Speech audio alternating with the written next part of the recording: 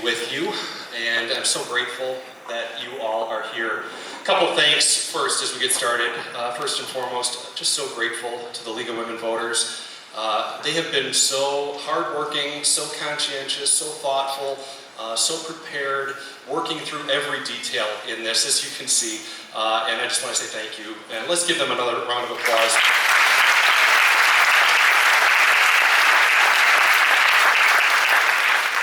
Another group that has been amazing through this, and I just want to say thanks to the St. Charles Police Department. They have been so helpful for us. Just again, we just want everybody to be safe. We want this to be productive. We want it to be good. Connection, ability for me to be able to hear from you to be able to hear from me, and to do it in a way that really is productive. And we could not have done this without the St. Charles Police Department. So please, let's give a thanks to them as well.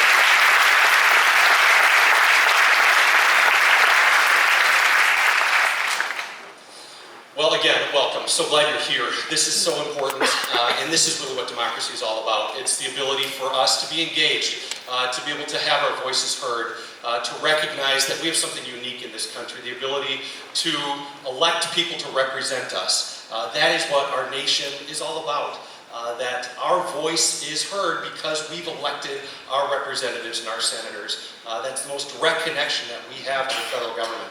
And so I just want to say thank you. It only works, democracy only works, the ability for us to represent only works when we have that communication.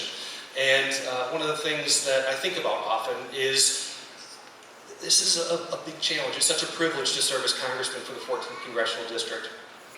I think a lot of you know, the district is 7 counties: Lake, McHenry, Kane, Kendall, DuPage, DeKalb, and Will. So it's basically Gurnee to Joliet. It's Winfield, Warrenville, West Chicago, all the way out to Sycamore, Sandwich, Salmonuck. So it's a wonderful district, but a big area. Challenge to get around 750,000 people about.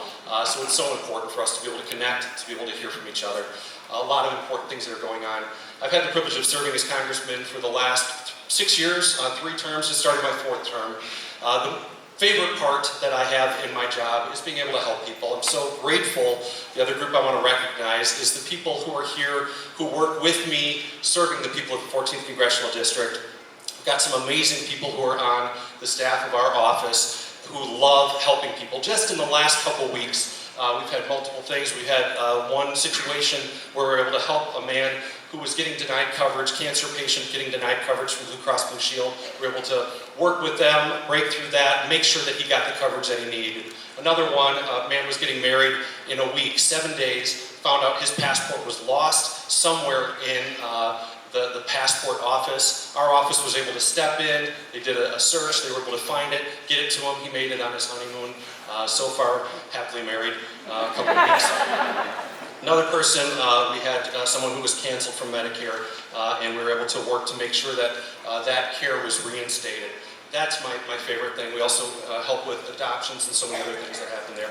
So much that is going on in Congress right now. My number one focus has been and will continue to be getting jobs created, making sure that we are growing jobs here in the 14th Congressional District, that people have opportunity to be able to provide for their families, for their future, give back to their community. So we're doing as much as we possibly can to get the economy growing again. Specifically, I was excited, had a bill that passed just this last week when we were out in Washington, actually a little over a week ago, called the Encouraging Employee Ownership Act, something very bipartisan. We had a big number of Democrats and Republicans who supported that. This was legislation that I sponsored. Many other things that we're doing to create jobs. Healthcare. I know many of you are here because of concerns with healthcare. I'm concerned about it as well. It is a challenge. It is a difficult issue. It's something that's very personal for all of us, and we have to make sure that we do this well.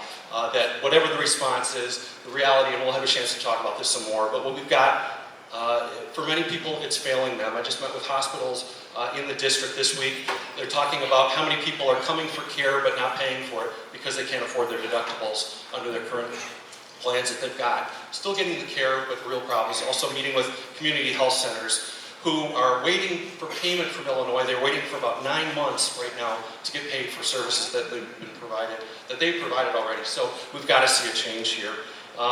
Fighting the heroin epidemic in Illinois. We've been working with education, with families, with parents who've lost children to this epidemic. We're working with law enforcement, working with doctors, doing all that we can to see that there is a real problem. I just had a chance to talk to our coroner here in Kane County and hear that the problem is growing, it's not shrinking. We've got more work to do. I also see that we need to work on tax reform. If you haven't filed your taxes, today's the day you got to do it. So you better go do that. Just going through that process again myself, seeing how difficult, how frustrating, how confusing it is, and that we've got to simplify this process. I've been working on a bill called the Bring Small Businesses Back Tax Reform Act that would encourage new businesses to start up. Infrastructure, roads and bridges are falling apart. Our rivers, locks, and dams need attention. This is something we've got to address, and I'm going to continue working for that. And then also human rights here and around the world, recognizing that every single person is precious. Life is precious. And we need to do everything we can to fight back against human rights abuses that are happening here and anywhere else. So big challenges do lie ahead, but the first step for us is to be talking, to be listening, to be learning from each other, and doing it from a basic level of respect. And so I want to thank you for being here and look forward to hopefully a chance to answer many of your questions and start a dialogue that we can continue over the next weeks and months as well. Thank you so much.